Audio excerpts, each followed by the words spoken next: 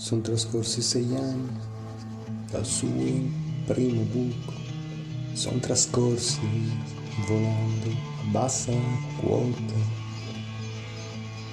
Si è presa la luce che brillava negli occhi, la scimmia sulla schiena che decide i pensieri, ripugnante solitudine, rumoroso silenzio, abiti sudici, silenzioso rumore. Dove è andato avvoltoio? Il nido è all'angolo, imbobbito sul lampione, tanfo alle narici.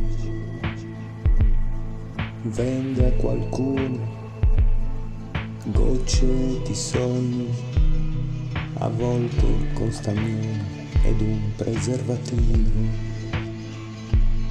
Coccodrillo è sempre lì, rettile paziente, osserva i suoi cuccioli scorticarsi da soli.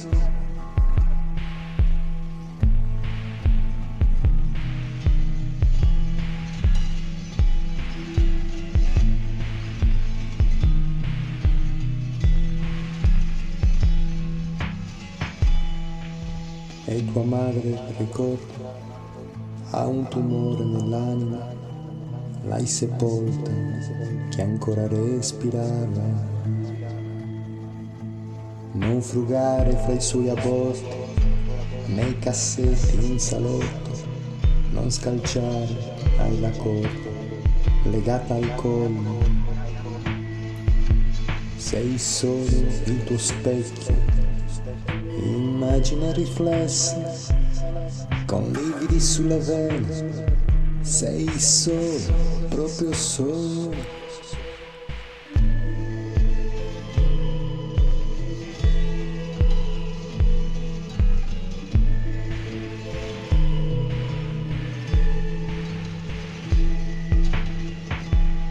Poi impallidì, rivide il volto della madre, urlò senza far rumore, si sentì in silenzio, gli occhi spalancati, l'ago ancora in vena, si fermò il battito e si sentì il silenzio. Avvoltoio volò su una panchina divelta, precipitò la notte e si sentì il silenzio. La scimmia balzò via, ma nessuno rise. Un grido ovatato e si sentì il silenzio.